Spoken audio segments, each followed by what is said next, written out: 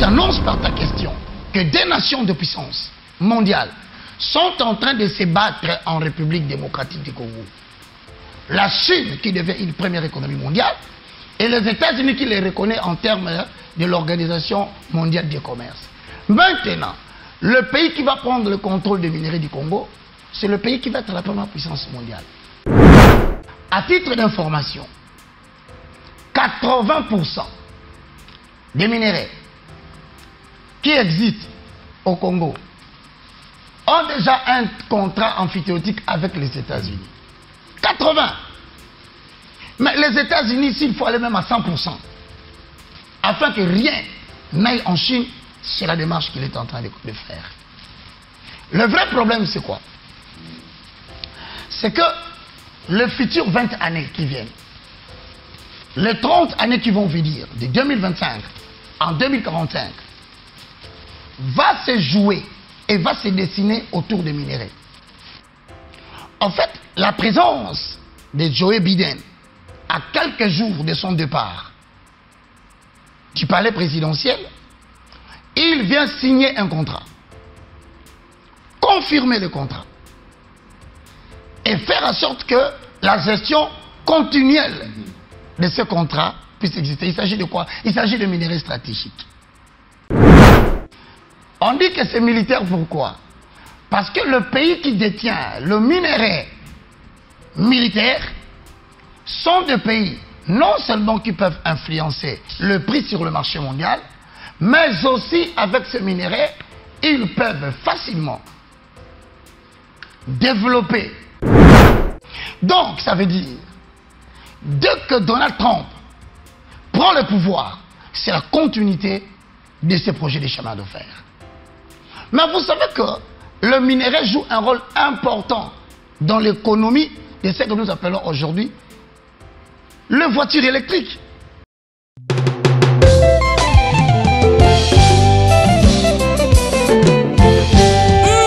Bien-aimé dans le Seigneur, Kobanga Nsambe nde ebandeli ya mayele. Tambola na Kobanga Nsambe nde okolata motoli. Alléluia.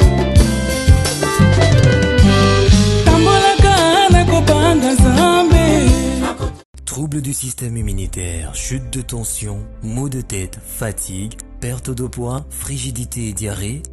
Dites adieu aux inconforts et retrouvez une nouvelle jeunesse avec une tasse de Maxi Bien-être au quotidien. Une solution bio composée de plantes traditionnelles, 100% naturelle et reconnue pour sa vertu. Une formule adaptée pour hommes et femmes.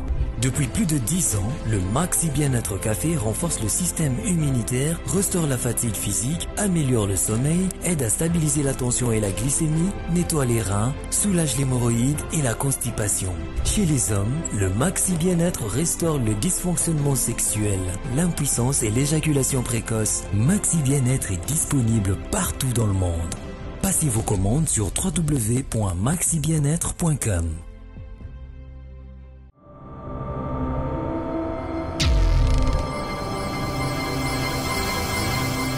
Quel apocalypse pour la République démocratique du Congo, notre très cher pays, notre très chère patrie, notre nation au centre du monde, au cœur de l'Afrique.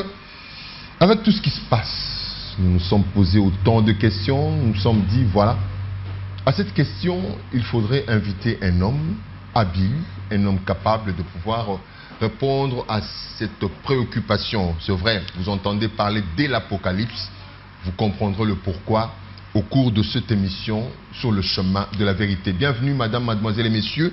Je suis sur ce plateau avec un habitué, quelqu'un qu'on consulte, qui est devenu comme un prophète, qui est devenu comme un ganga. Un consultant, quelqu'un qu'on va consulter. C'est dans notre langage.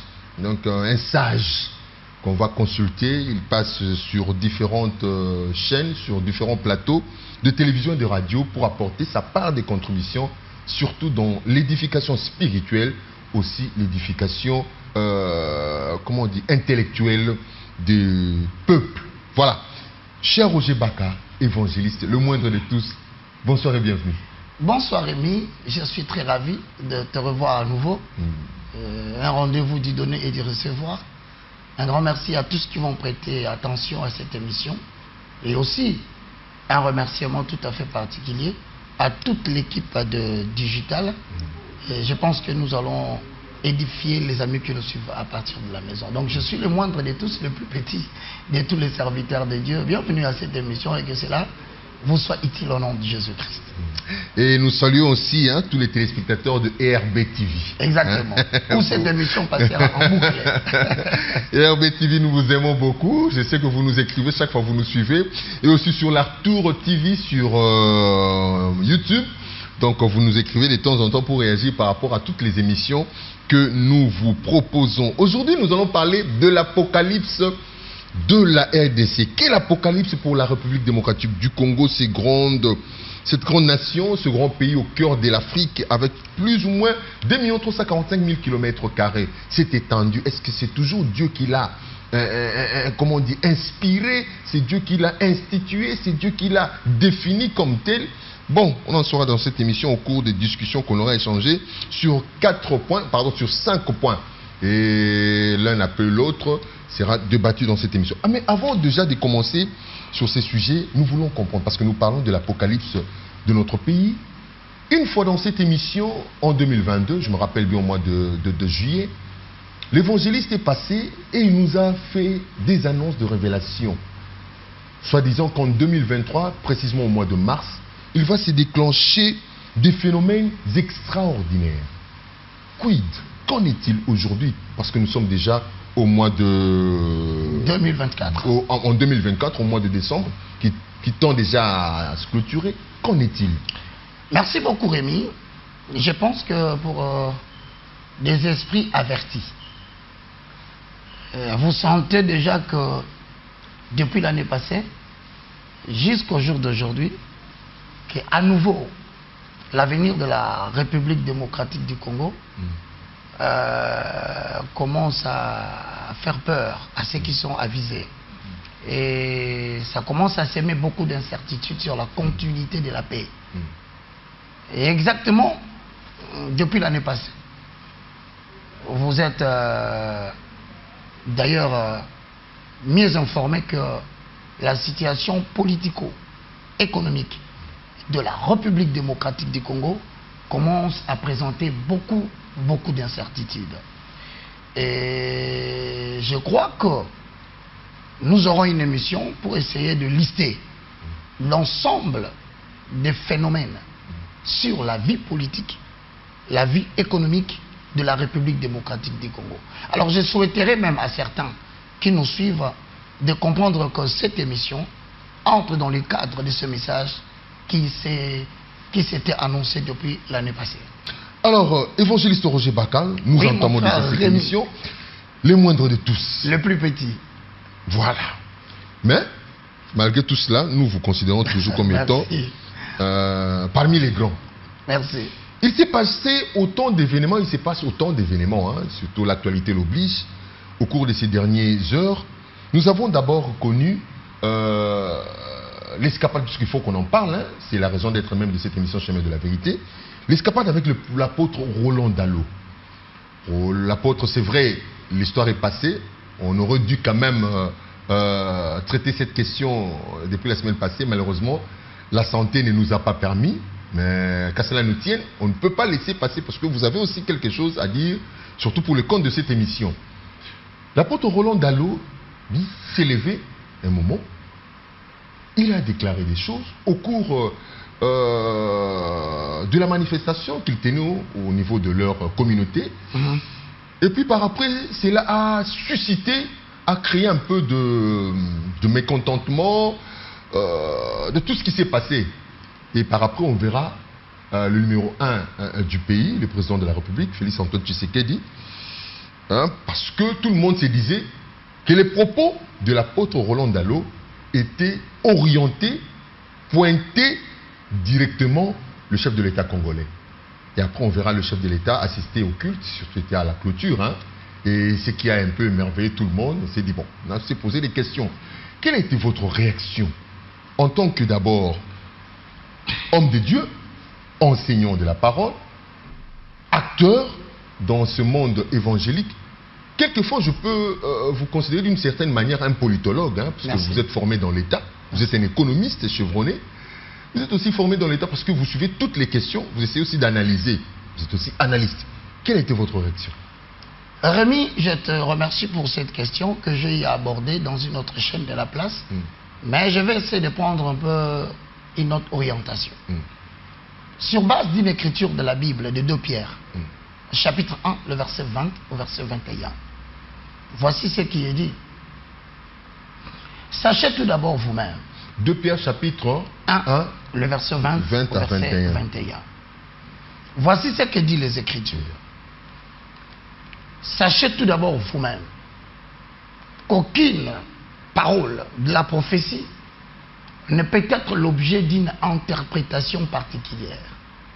Car ce n'est pas par la volonté d'homme qu'une prophétie a jamais été annoncée. Mais poussée par l'Esprit, les hommes ont parlé de la part de Dieu. Je paraphrase. Autrement dit, je salue d'abord l'apôtre Roland, là où il est. Les discours qu'il a tenus, première mention, c'est que lorsque vous suivez un prédicateur, il faut commencer par comprendre d'abord la première référence biblique qu'il vous donne. Parce que la référence biblique donnée par le messager annonce pour les esprits avertis le contenu du discours qu'il va avoir. Il est parti sur base d'une référence de Néhémie 5, 15 à 16. Lorsque vous regardez Néhémie 5, 15, vous comprenez que dans cette note, il y a le message de Néhémie qui accuse des gouverneurs qui se sont livrés dans les antivaleurs de corruption. Donc, de par la référence biblique de l'apôtre Roland, l'on comprend déjà qu'il veut adresser un message à un destinataire bien précis.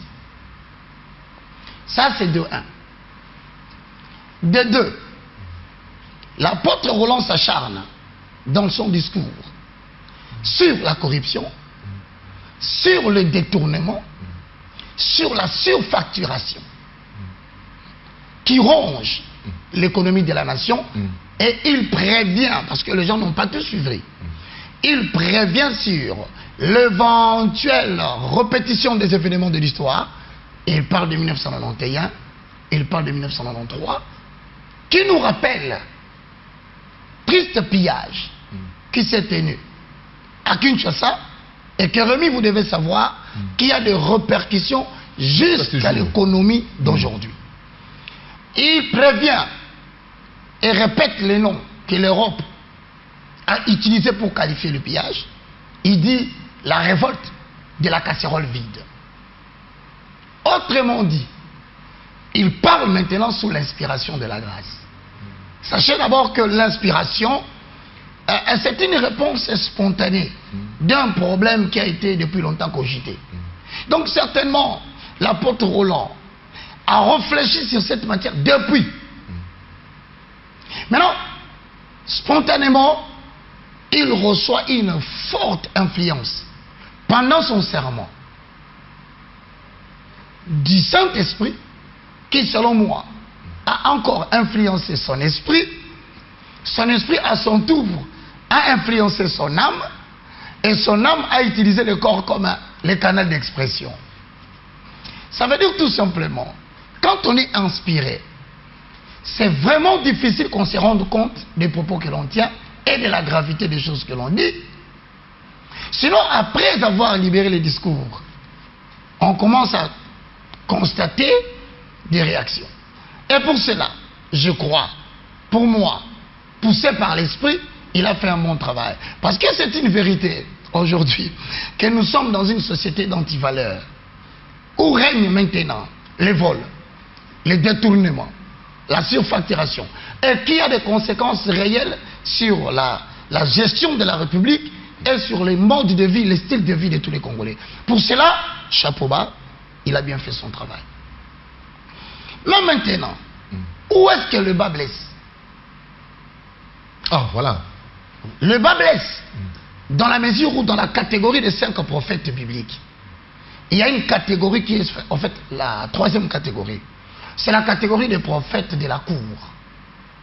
La différence entre les prophètes de la cour, à l'exemple de Gad, à l'exemple du prophète Ésaïe, ce sont des prophètes qui fonctionnent régulièrement au sein de la cour royale. Donc vous ne pouvez pas parler de Roland sans parler du pouvoir en place. Il est le messager de l'équivalent du roi, le président. Il est le prédicateur, pas pour la première fois. Partout nous suivons, lorsque le chef de l'État se tient devant un dossier lié à la prédication, vous verrez à la tête, c'est mon apôtre. Alors maintenant, étant considéré comme le prophète de la cour, il y a des discours qui doivent avoir un cadre de circonscription pour libérer ce message. Vous allez remarquer là où il a adressé, il n'y a eu que des acclamations. Comme pour dire que la population a reconnu, s'est identifiée dans son discours, qu'effectivement il y a un ça ne va pas, mais vous ne voulez pas en parler, au moins l'apôtre en a parlé. Mais maintenant la question se pose, lui en tant que prophète de la cour, n'a-t-il pas eu l'occasion de se retrouver devant, entre guillemets, je dis bien entre guillemets, son fils spirituel, si ça existe vraiment? N'a-t-il pas eu la possibilité, Rémi, de s'adresser au roi d'une manière un peu circonscrite? Ces voleurs dont tu parles, ces détourneurs dont tu parles, ces surfactureurs dont tu parles, sont généralement dans la gestion du gouvernement, dans lequel se trouve une grande quantité de personnes qui appartiennent à sa communauté.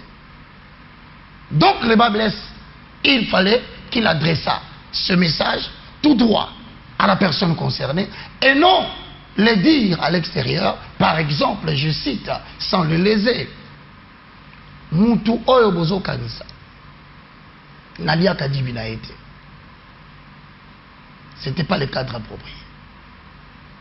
Parce que cette dîme d'ailleurs ne bénéficie pas à la population. Ça ne concerne pas la population quant à où est-ce qu'on les donne, comment on les donne. Par là, je pense, c'est une réponse publique.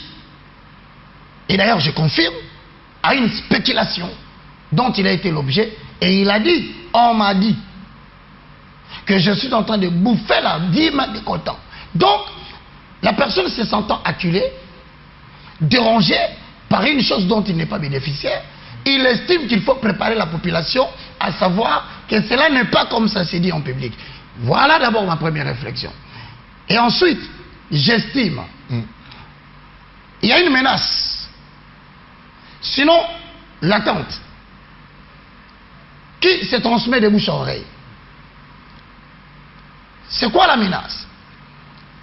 Et c'est que je parie que le régime pour lequel tu es prophète, s'il advenait que ce régime a des problèmes, compte-toi parmi les problèmes qui sera résolu.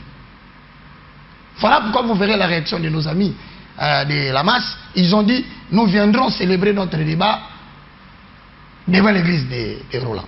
Donc, je prends pour cela comme exemple ce qui est arrivé particulièrement au général Soni Kafuta Rokma.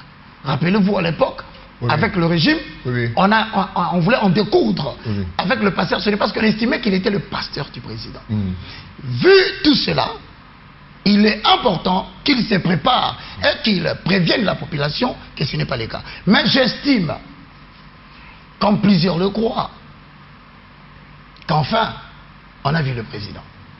Voici ce qui devient un peu compliqué dans cette approche de la problématique. C'est que plusieurs sentaient que le président ne va pas venir. Parce que le discours s'adresse à lui et à son gouvernement. Mais pourquoi il est venu? Vous savez, on dit toujours que... C'était pas une façon de dire que... Je donne les éléments. Je donne les éléments. Certains croiraient que c'est un message bien entretenu avec le chef de l'État, en vue peut-être de s'adresser au gouvernement, connaissant que le pasteur du gouvernement c'est lui. Et que le président, peut-être, il aurait autorisé cela. Mais je doute fort. Pourquoi je doute? Regardez bien les caméramans. il va filmer le chef de l'État. Comment il va donner une offrande dans le panier? Alors que le discours dit, on ne m'a pas enseigné comme ça.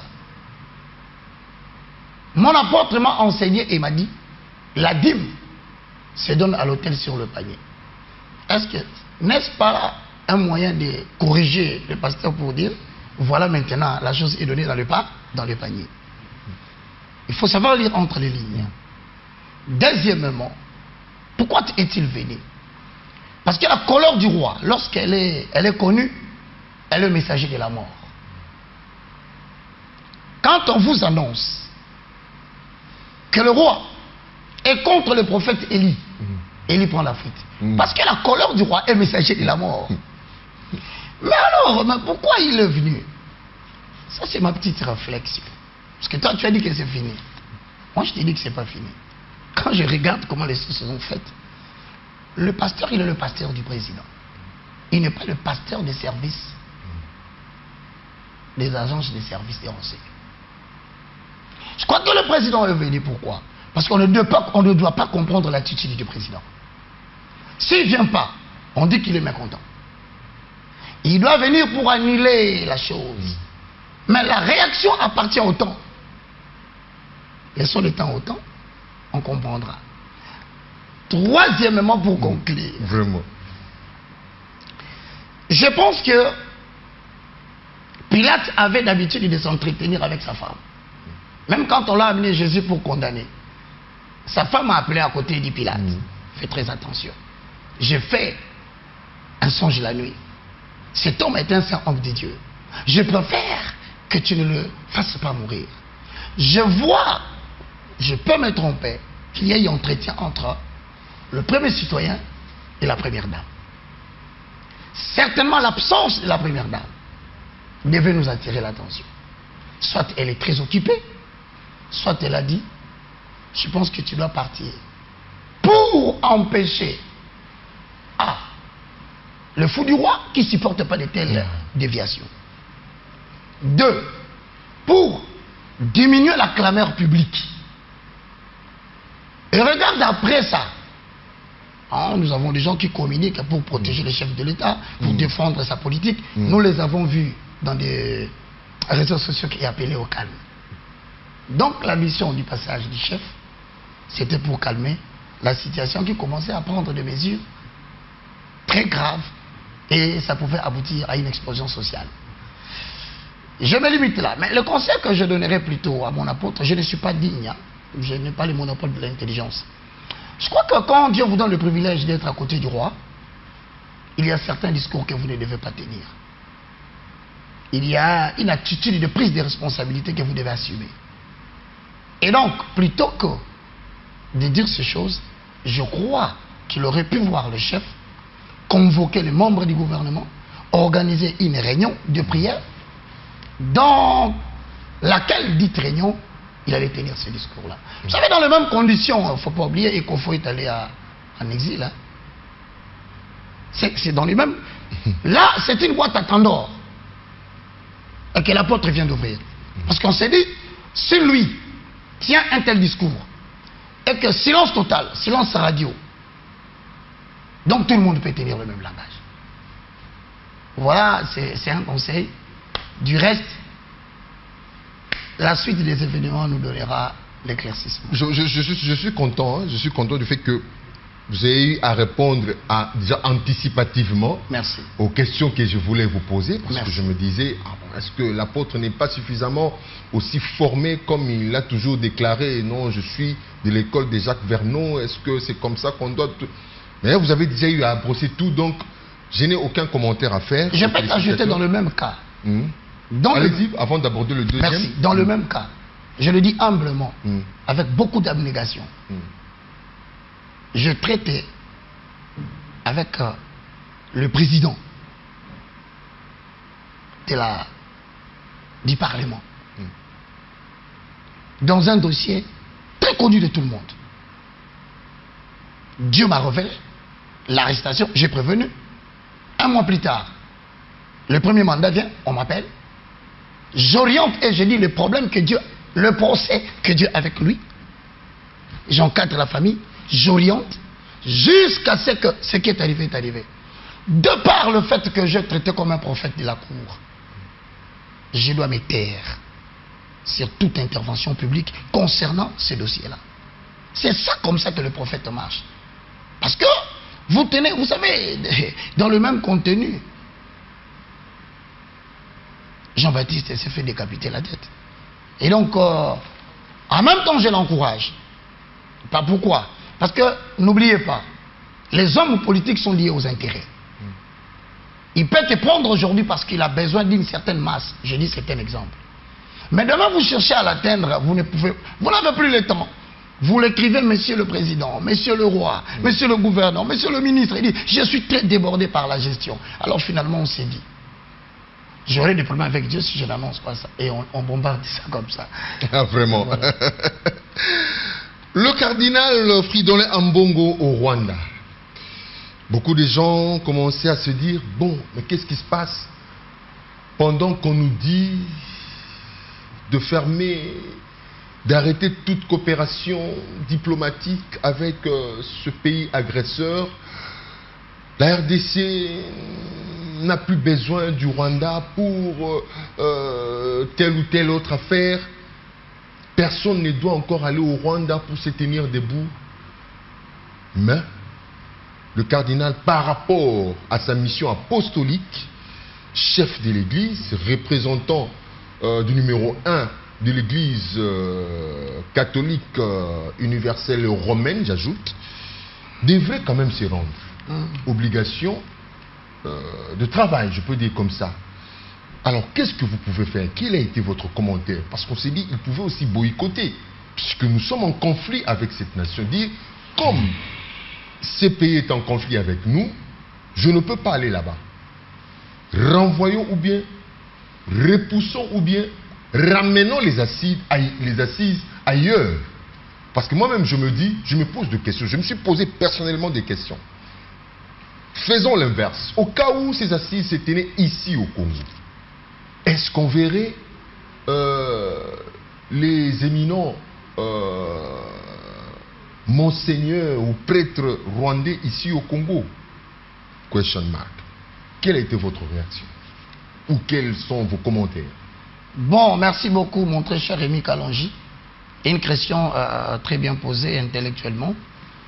D'abord, je commence par confirmer que dans la gestion de Monseigneur Ambongo, il y a une grande partie de l'Afrique centrale qui est sous son obédience, y compris le Rwanda.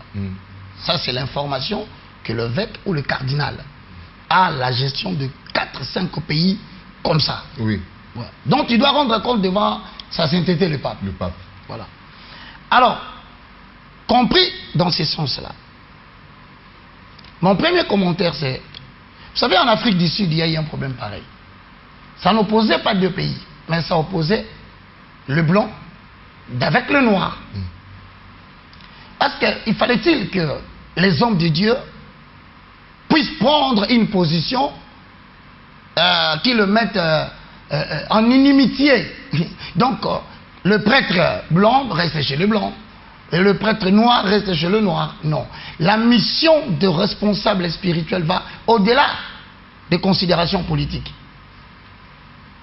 Ce sont des personnes qui apportent la paix. Rémi, comment ils ont trouvé la solution en Afrique du Sud? Le noir voulait à tout prix en découdre avec le blanc qui, selon eux, sont à la base des milliers de morts parmi les Zoulous. Mais il y avait un serviteur de Dieu, Desmond Tutu, oui, qui a gardé contact avec un prêtre qui était parmi les blancs, Monseigneur Kassidi. C'est bien, a fini par permettre à ces deux personnes de résoudre le conflit d'apartheid par les moyens du verbe. Demandons à Kassidi, dit aux blancs, qu'ils doivent corriger le mal qu'ils ont fait aux noirs et ils doivent le déclarer sur papier. Kassidi, oui, bien, c'est bien beau, mais dis aussi à ton peuple zoulou d'accepter de pardonner parce que nous sommes des chrétiens. Et ainsi, ils ont trouvé la solution. L'histoire triste que nous a donnée l'Afrique du Sud depuis des décennies a pris fin. Donc, je commence par dire, c'est possible que cela soit fait. mais d'une manière interne. Maintenant, je vais plus loin de manière externe. Je vais poser le postulat selon lequel l'Ukraine est en guerre avec la Russie. Et l'évêque de la Russie, connaissant la position claire de Poutine, quelles que soient les responsabilités ecclésiastiques, se permettrait-il d'aller célébrer la messe à l'Ukraine? C'est une question. Il n'y a que eux qui peuvent répondre. Ensuite, on pouvait bien accepter, excusez-moi, on pouvait bien accepter que Monseigneur puisse aller en Ukraine. Je vais parler de l'Ukraine, j'évite le Rwanda. Dans la mesure où on connaîtrait, permettez-moi le terme, les prises de position politique de notre très cher Monseigneur.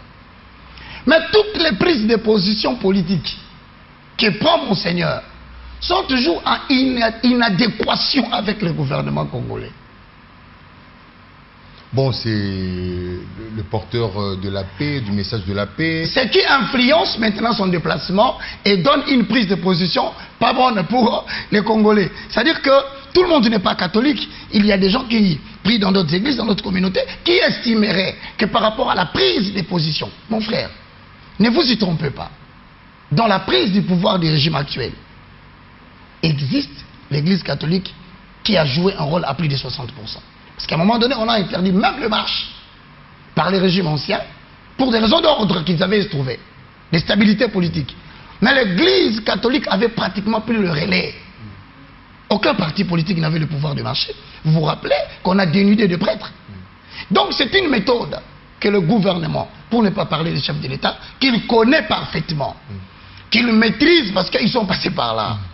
Maintenant, dans le système politique, on dit tout bon politicien doit brouiller le chemin par lequel il est passé pour obtenir le pouvoir. Sinon, s'il le laisse, quelqu'un d'autre passera par le même moyen pour l'atteindre. Donc, par là, je dis, il n'était pas aisé pour Monseigneur de se diriger au Rwanda.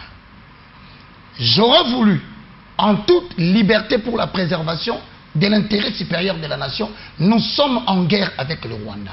Et ce n'est pas encore fini. Il y a des dessous de cartes que seul Monseigneur, là où il est, il connaît. Alors, ça devient une menace pour le gouvernement. Pourquoi? Parce que, primo, le prise de position ne nous satisfait pas. On essaye de négocier avec vous pour que vous puissiez mettre un peu de l'eau dans le vin. Mais lui, en tant que responsable de certains pays de la sous-région, il s'y est rendu. Maintenant, la question qu'on leur pose, quel est le message qu'il a adressé à ses collaborateurs à Rwanda? Les a-t-il dit que vous devez prendre le courage de parler avec M. Kagame, qu'il arrête d'être l'intermédiaire par lequel les pays occidentaux nous attaquent? Est-ce que ces messages étaient tenus? Si oui, félicitations, monsieur Monseigneur. Deuxième chose, pourquoi, tel qu'il est écrit dans Matthieu 5, heureux ceux qui procurent la paix, car le royaume des cieux est à eux? A-t-il tenu un discours pour dire, est-ce que vous ne pouvez pas demander aux politiques rwandais d'arrêter de subventionner en cachette les milices qui se trouvent à l'Est? L'a-t-il dit? Au cas contraire, on doit surveiller les discours. Parce que le pays, la République démocratique du Congo, doit être au-dessus de tous nos intérêts réunis. Donc moi, quelque part, je condamne, je pense que c'est une faiblesse de la part du gouvernement congolais de tolérer une telle chose. Parce que le même fait, amené en Russie, vous retournez, vous n'existez plus. Le même fait, amené à l'Ukraine, vous n'existez plus. Je dis même, l'épouse de Dieu, l'horloge de l'Éternel Israël, vous allez faire le même discours, les mêmes prestations, au niveau des Hamas, des pays arabes. Vous rentrez en Israël, d'après ce que je connais de Netanyahou, vous allez appartenir aux morts. Ben, je remercie le gouvernement congolais d'avoir été quand même souple d'accepter cela. Mais en tout et pour tout, je crois que tous ces problèmes finiraient. Il n'y aura pas de problème si l'on pouvait prendre une politique rigide pour mettre fin à la guerre à l'Est. Mais tant que la guerre à l'Est existe et que les dessous des cartes sont maîtrisés par certaines personnalités ecclésiastiques, vous savez, on n'a pas la paix. Hein. Parce que vous ne voyez pas de coups de feu à Kinshasa, vous croyez qu'en République démocratique, nous sommes en paix, et particulièrement à Kinshasa. Ah non. C'est quoi la paix? C'est l'absence de toute information gérée et cachée, qui, une fois divulguée, créera une explosion sociale. Donc ce sont les choses comme ça qui corroborent en fait avec les déclarations de mon apôtre. Je voudrais, avant de passer à un autre point, essayer un peu de poser cette question. Hein. Est-ce que si on le prend alors dans l'angle diplomatique, dans l'aspect diplomatique, est-ce que le prince de l'Église, Monseigneur le cardinal, n'a-t-il pas quelque part joué la diplomatie en allant là-bas dire que nous sommes des princes de paix, de princes d'église, voilà, nous voulons la paix. Nous venons même à ces symposiums, parce que c'était le symposium épiscopal hein, des évêques d'Afrique et de Madagascar. Alors, ce n'est pas dans cet aspect-là. Est-ce qu'on peut le prendre aussi, le considérer comme tel?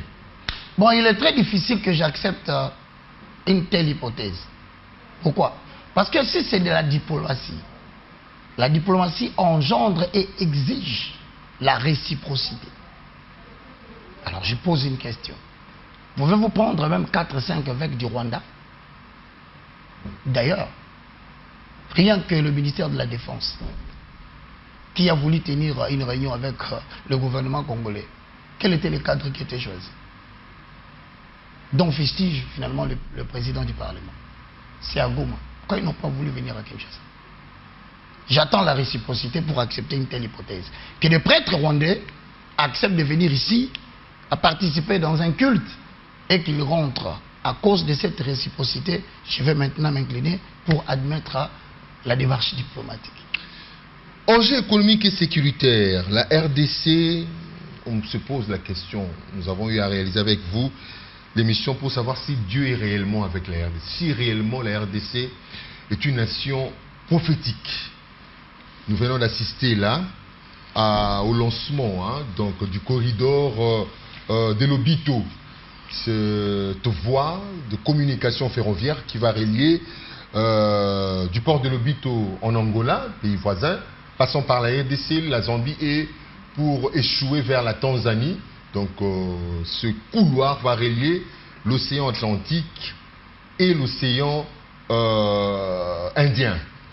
Alors, quel a été le regard d'un serviteur de Dieu, sachant tout ce qui nous arrive, tout ce qui se joue autour de la RDC, l'insécurité de l'autre côté, l'économie qui de temps en temps ne se stabilise pas, ne se développe toujours pas, et en même temps les États-Unis qui arrivent, surtout aux fins du mandat du président Biden, et l'Angola qui est en processus qui conduit ce processus de négociation entre la RDC et le Rwanda, et la Chine et la Russie d'une part sont aussi là debout avec un nouvel ordre mondial qu'ils imposent. Alors qu'est-ce qu'on peut dire? Quel langage prophétique de cette situation? Bon, l'émission a été intitulée l'Apocalypse de la RDC. En fait, les événements qui amèneront le cours des événements vers un certain aboutissement. Donc le sujet a été bien choisi. Vous savez, mesdames et messieurs, dans le monde aujourd'hui, c'est une information que tout le monde devait avoir. Il y a bicéphalisme de la gestion mondiale. Nous avons d'une part l'Union européenne en collaboration avec les États-Unis d'Amérique qui veut continuer la gestion du monde en tant que gendarme mondial. Mais de l'autre côté, il y a une communauté qui se forme, généralement appelée le BRICS. Et aussi, qui veulent aujourd'hui remettre en cause l'ordre de 1945, pour ainsi dire, nous n'avons plus besoin d'un gendarme mondial et que nos rapports devaient être basés sur la force. Je suis fort, reconnais-moi et assujettis-toi. Tu es faible, reconnais ta faiblesse. Mais si tu doutes, je t'attaque. Voilà, la boîte à Pandore a été ouverte par Poutine, qui a dit je suis fort, j'attaque l'Ukraine. Israël à son tour qui attaque. Mesdames et messieurs, c'est ce que nous appelons la bataille au trésor. Il y a un problème sérieux maintenant dans le monde. Je demande aux autorités politiques congolaises de bien me suivre sur ce point. Les États-Unis n'attaquent pas la RDC directement. Mais les États-Unis attaquent directement la Chine, qui signe des contrats qui commencent à permettre à la RDC d'échapper à son contrôle. À titre d'information, 80% des minéraux qui existent au Congo ont déjà un contrat amphithéotique avec les États-Unis. 80.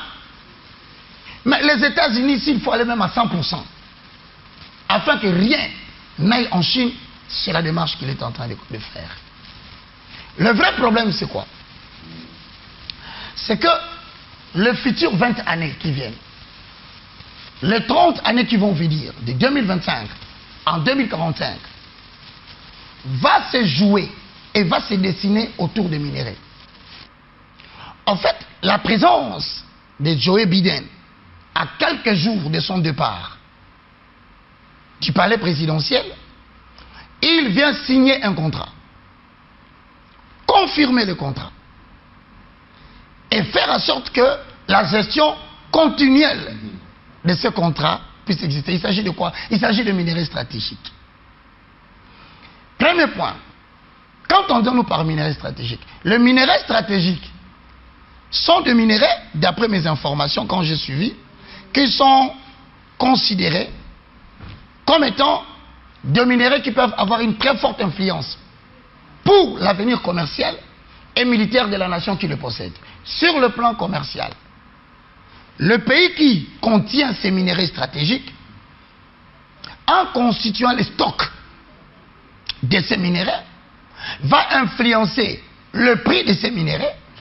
Deuxièmement, il finira par imposer le prix sur le plan mondial. Mesdames et messieurs, on dit que c'est militaire, pourquoi?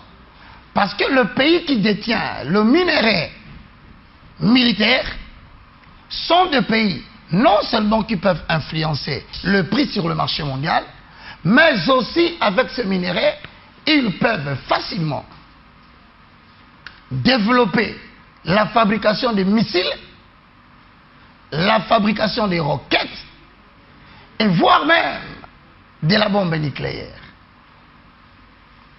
Qu'est-ce qui se passe à ces moments? Mesdames et messieurs, écoutez bien ce que moi j'ai découvert. L'exécution de ces projets de construction de chemins de fer, Biden vient enfoncer la signature entre l'Angola et les États-Unis. Je répète, ce projet que Biden vient signer, il ne le signe pas avec la République démocratique du Congo. Il le fait en cash. C'est le premier problème. Deuxièmement, pourquoi passe-t-il par l'Obito pour justement contrecarrer le projet qui passe par la mer, en descendant par la mer Indienne, mais l'autre va par l'océan Pacifique. Vous savez pourquoi, mesdames et messieurs? C'est pour faciliter les transits, peu importe les régimes qui peuvent changer au Congo, et faciliter les transports de ces matériels dont la Chine exploite déjà par la voie indienne 1500 km de chemin de fer. Tracé par qui? Par Joe Biden. Je vous explique. Quand un président américain entre en possession du pouvoir, mon cher ami, il y a la politique extérieure qui existe, il y a la politique intérieure, mais il y a la politique des États-Unis d'Amérique. Ce chemin de fer n'est pas la politique de Joe Biden. Non. C'est la politique des États-Unis d'Amérique. Donc, ça veut dire, dès que Donald Trump prend le pouvoir, c'est la continuité de ces projets de chemin de fer. Mais vous savez que le minerai joue un rôle important dans l'économie de ce que nous appelons aujourd'hui les voitures électriques. Non seulement cela, même dans la gestion de ce que nous appelons aujourd'hui la politique de fabrication des styles de monnaie. Aujourd'hui, nous allons passer de la monnaie... La crypto-monnaie? Oui, la crypto-monnaie exige beaucoup de minéraux et exige beaucoup d'électricité. Le seul pays au monde qui détient trop de minéraux et qui peut faire vivre l'Europe dans les 30, dans les 40 années à venir, mais c'est la République démocratique du Congo. Je t'annonce par ta question que des nations de puissance mondiale sont en train de se battre en République démocratique du Congo. La Chine, qui devient une première économie mondiale, et les États-Unis qui les reconnaît en termes de l'Organisation mondiale du commerce. Maintenant, le pays qui va prendre le contrôle des minéraux du Congo, c'est le pays qui va être la première puissance mondiale.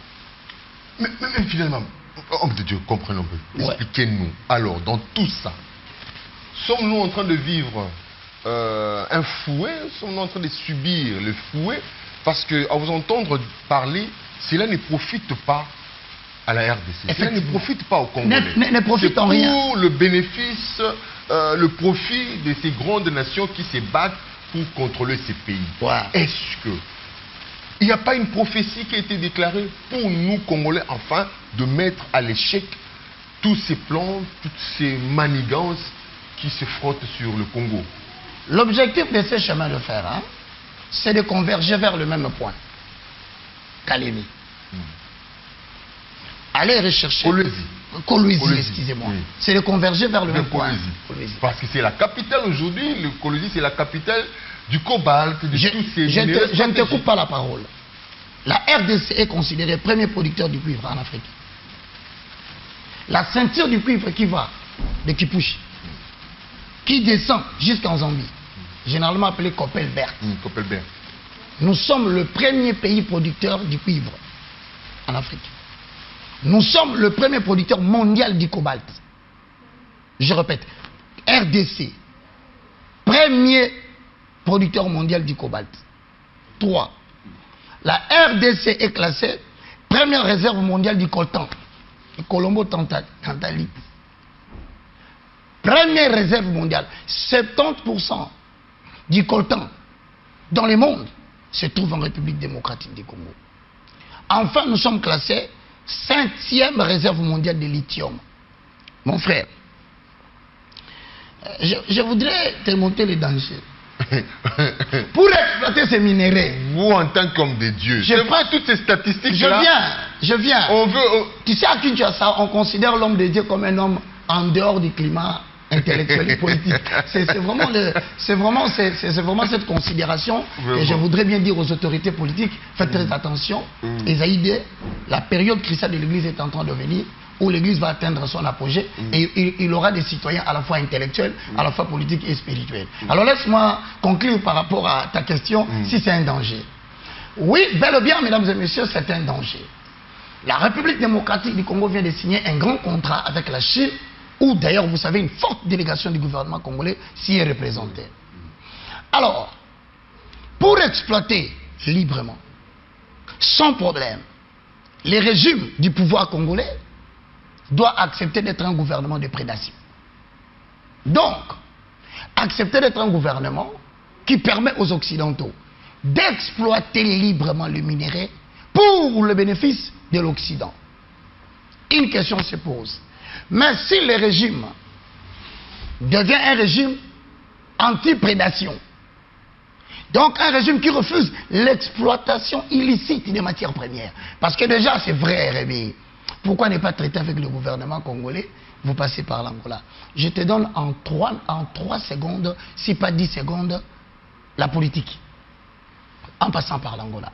Vous connaissez certainement Savimbi. Il y a eu des milices qui ont été formées pendant son gouvernement, financées par les États-Unis d'Amérique, soutenues par les Occidentaux. Parce que ça commençait à devenir difficile, avec les gens de Savimbi, d'exploiter calmement. On va utiliser la France, on va utiliser l'Amérique pour calmer Savimbi, calme-toi. On va mettre fin à ces milices. Pendant ces temps-là, quand il y a la guerre, on exploite mieux. Parce qu'il y a des partis qui deviennent incontrôlés Parce que les autochtones fuient. Donc ça devient une zone de contrôle. On calmait Eduardo dos Santos ou on calmait Savimbi. Okay. Parce qu'à l'époque... Avec UNITA. L'UNITA. Maintenant, qu'est-ce qui se passe? Pendant qu'on calme Savimbi, c'est-à-dire on est en train de l'endormir. Même politique qu'on a fait avec Kadhafi. Croyant que il a maintenant de bons rapports avec les Occidentaux, alors qu'il prépare le mécanisme de le faire tomber sans explosion sociale. À la fin, Savimbi a été criblé de 15 balles. Il est mort. Et on a placé le régime de prédation. C'est lui qui est là, jusqu'à aujourd'hui. N'est-ce pas la même politique que les Américains utilisent avec la République démocratique du Congo? Parce que dans tous les podiums de l'Organisation des Nations Unies, mais le problème congolais a été posé. Et on reconnaît même l'agresseur, le pays agresseur. Identifié. Agresseur. Et qui c'est lui qui soutient tous ces mouvements qui déstabilisent la partie est de la République. On s'est dit, mais est-ce que c'est Dieu lui-même qui le veut? Non, il ne faut pas mettre Dieu dans cela. Pourquoi je vous le dis? Je ne dis pas que Dieu n'a pas... Sommes-nous naïfs alors? Je ne dis pas que Dieu n'a pas le contrôle. Il y a des messages prophétiques qui s'annoncent. Matin, midi, soir, les gens parlent. Le problème, c'est quoi? Peut-être problème de crédibilité, de l'authenticité du message. D'ailleurs, ça nous permet aussi d'engager directement le quatrième point. En attendant, voici ce que je présente pour terminer. En République centrafricaine, il y a une préfecture nommée Lobaye. Cette partie du territoire a beaucoup de ressources minières. Les Russes qui ont imposé le droit de veto en RCA ont pris le contrôle maintenant de cet endroit. Suis bien, toi tu es un bon analyste, tu peux comprendre. Où se trouve la République centrafricaine? Au nord. De la République démocratique, sous le contrôle de la Russie qui est le BRICS. Pour ne pas perdre la gestion de la RDC, les Américains traitent avec l'Angola. Au sud. Je vous informe encore que le Rwanda a obtenu un grand lopin de terre en collaboration avec la République de Brazzaville, Congo. Oui, oui. Donc nous sommes pris en sandwich.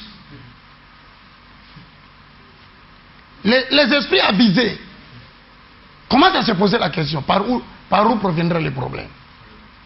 Si la Russie attaquait, parce qu'on ne vous trompe pas, déjà au nord de la RDC, les Mbororo, il y a beaucoup de peuples qui commencent à réclamer, parce que la frontière entre la RDC et c'est la terre. Maintenant, s'ils réclament de prendre le contrôle de l'Équateur, et par conséquent, le Rwanda fait allusion, allié à Brazzaville, soi-disant que ce sont des terres d'agriculture.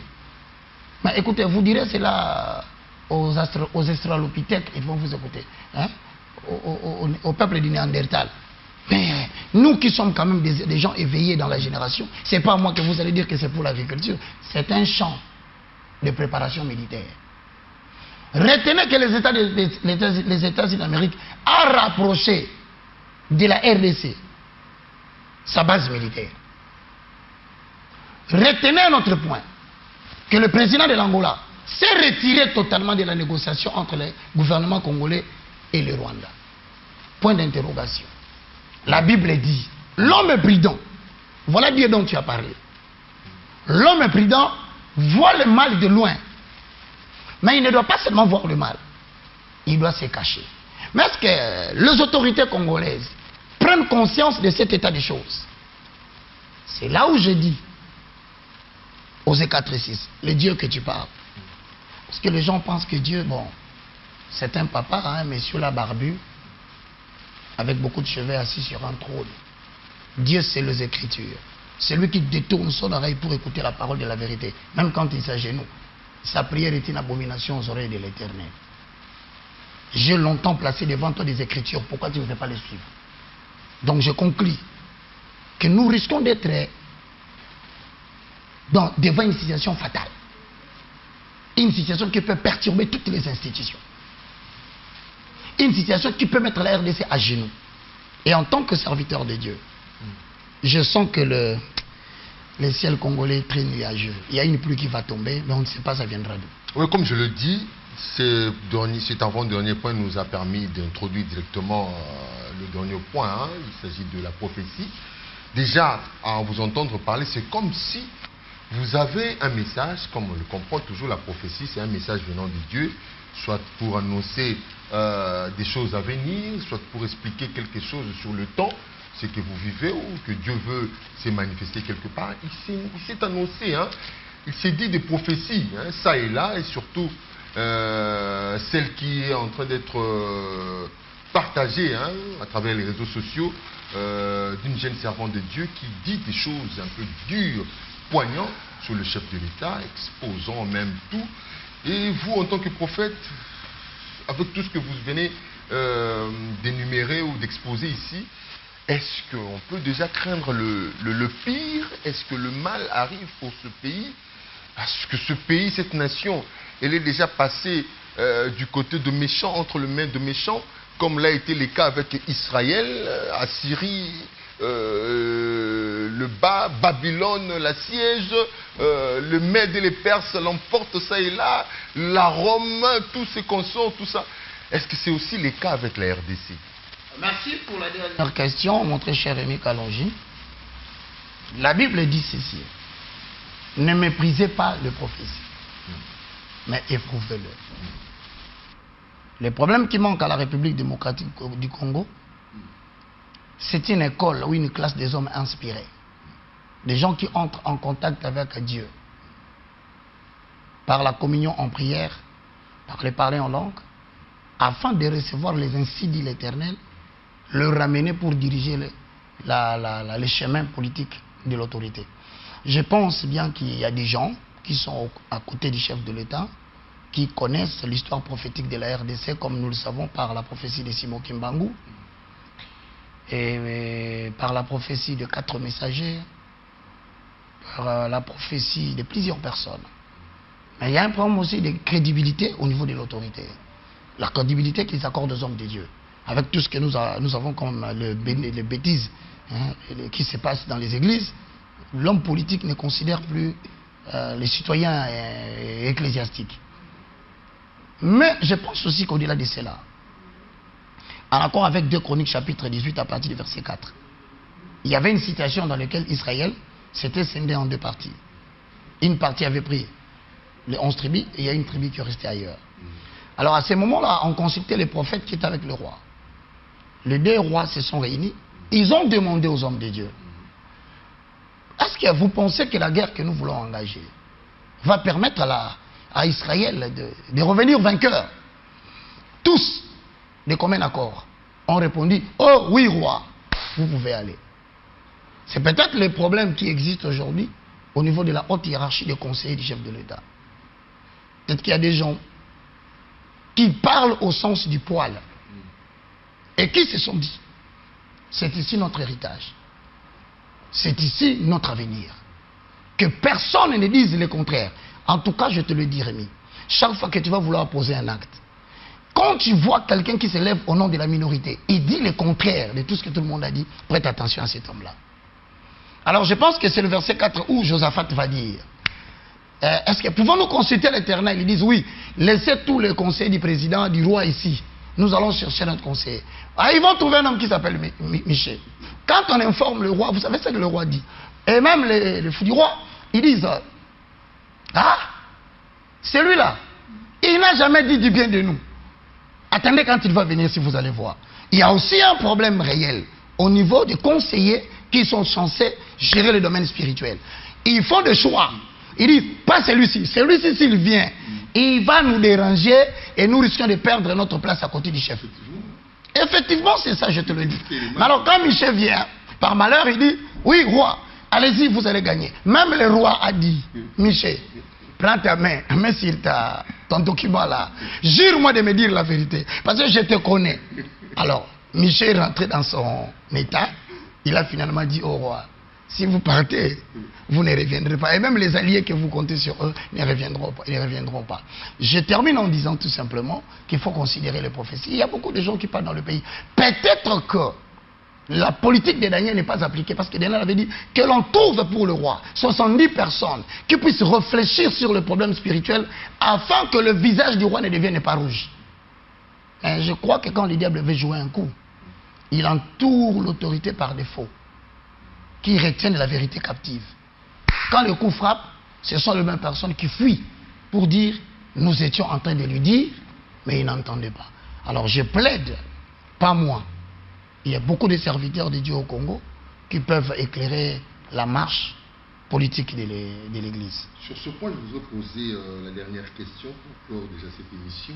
Alors, le roi, on le considère comme le premier magistrat, on le considère comme le représentant des dieux sur terre, parce qu'il conduit, il paie le brebis, qui sont la population, qui est cette population, qui sont la population, le brebis du Seigneur qui sont la population. Alors lui aussi, ne peut-il pas s'élever comme l'a fait aussi David, qui s'est un moment élevé aussi pour rechercher la face de l'Éternel, Salomon, qui a eu à dédier le temple. Il y a eu pas mal de dirigeants dans cette Bible qui se sont levés pour chercher. Est-ce que, pour se rassurer lui-même, Dieu ne peut-il pas parler à l'autorité numéro 1 d'une nation afin de lui révéler les choses cachées pour qu'il réussisse dans son parcours? Merci beaucoup.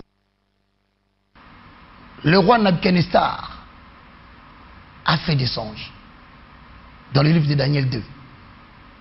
Le président de la République, c'est un homme qui a un esprit, qui a une âme et qui a un corps. Il peut bien faire des visions et des songes. Mais laissez-moi vous dire la vérité. D'après le reçu de Daniel 2, ce n'est pas le roi qui interprète la vision. On doit aller chercher la personne qui est détentrice de l'interprétation de la vision du roi. Malheureusement, le satrape, le magicien, les intendants, personne. Voilà pourquoi je dis que c'est une prise en otage. On est allé trouver Joseph qui est venu et qui a interprété la vision. Je conclus en disant par rapport à cette question. Et il n'y a pas un leadership difficile, mon frère, que la gestion des esprits, ou la gestion de la population, ou la gestion des brebis de Dieu. Bien que ça soit difficile, ce leadership repose sur le caractère. Il faut que vous soyez un homme de caractère. Pourquoi je dis le caractère? Les gens peuvent te croire par ce que tu dis. Dans le leadership spirituel, ils vont tous se rebiffer contre toi par ce que tu fais. C'est-à-dire, à un moment donné, les gens arrêtent d'écouter le roi. Ils regardent les actions du roi. Donc, dans le leadership spirituel, retenez que le propos que vous tenez, ça ne prêche pas et ça ne crie pas plus fort que les actes que vous êtes en train de poser. Vous avez beaucoup dit. Merci. Je le prends aussi comme une conclusion de cette émission. Merci. Nous vous disons merci parce que le temps nous est imparti, nous fait défaut et ne nous permet pas d'aller vraiment au-delà. Mais ces plateaux, vous êtes toujours ouverts et lorsqu'on aura besoin de vous, nous ferons toujours appel à vous et nous vous disons aussi d'avance merci de votre disponibilité. Chaque fois que nous vous invitons, vous disposez à répondre à nos invitations et à nous donner de la matière. Merci aussi à vous tous, chers téléspectateurs, qui nous avez prêté attention pour cette émission aussi. Et je crois que nous sommes disposés à recevoir vos messages, vos réactions, comme vous le faites chaque fois, et aussi vos commentaires. Abonnez-vous à notre chaîne La Tour TV et aussi Digital Congo Télévision et les saisies des commentaires à tout ce que nous produisons. Merci aussi à l'équipe technique, Henri Toumbonio, Patrick Nganga,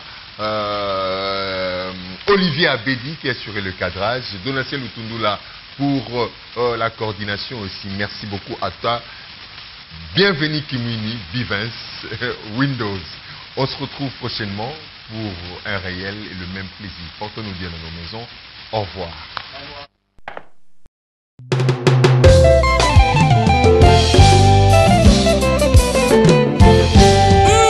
Bien-aimé dans le Seigneur, Kobanga Nsambe nde ebandeli ya mayele. Tambola na Kobanga Nsambe nde okolata motoli. Alléluia. Tambola na Kobanga Nsambe. Troubles du système immunitaire, chute de tension, maux de tête, fatigue, perte de poids, frigidité et diarrhée. Dites adieu aux inconforts et retrouvez une nouvelle jeunesse avec une tasse de Maxi Bien-être au quotidien.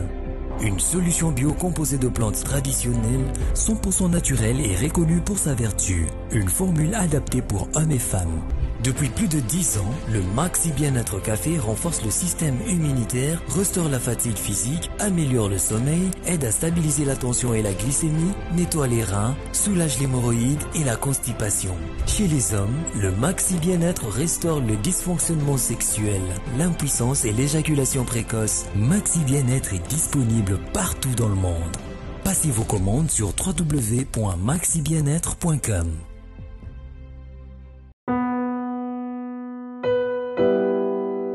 Tango nyonso molinganga nazalaki komona baninganga na baboti na bango nanga baparent baza te vinanga pasi. Est-ce que kokufela baboti eza lisumu? Kozanga baboti est-ce que eza lisumu? Voilà, nakopesa bino message.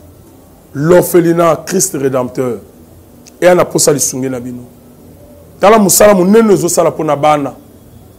Tala musala munene ezosala pona bana oyo mokili etiki ebwaki. Mais nzamba termina nzelo orphelinat oyo pona ko encadrer bana oyo. Yaya lisungi na yo to ana ngoposa. 1 euro no to ana ngoposa pona mwana moko. Tango mwana moko allié nzambe ya bitike oya permettre ete na nzela no mwana alia akobosa na ote. Voilà message ya l'orphelinat Christ rédempteur. Toi on a besoin de lisungi na bino. Ba numéro eza se kota contact na biso assistance na yo et aux lisungi pona bana. Que le Dieu des orphelins a bénir diama mtu nyoso ja ta likanisa ko sala quelque chose. Peu sali yango zamba pambola bino. Merci Banakin, Bana monde entier. Maxi Bien-être. Sougala café, le logo na mêlé logo mais le logo est amabé. Il y a bien pour na panne technique mais ko sale la on ndenga mabete sale la ngo pona mama. Ba célibataire to lingi bino ate. So maka boma mukolo bala. Pourtant mzo ba produire ngo soute. Maxi Bien-être yango yo. Lukango benga ndekonanga alendele ye mutu ayebi esika ko fournir yo autant que tu veux $35 ezebele na kati sobo melika moko de jour bien hémorroïde banini tout ça bilia lia vanda musala banini et réparer yo système ya break et réparer yo pe fonctionnement ya break de break donc et pe son fonctionnement ya bien. Comme les Congolais toujours gagné le match. Ils ont défaite, pas de technique en plein match, c'est pas bon. Ils ont là et local. On a évité de dire, surtout les pasteurs, ils ont mis la bimela, boyawa.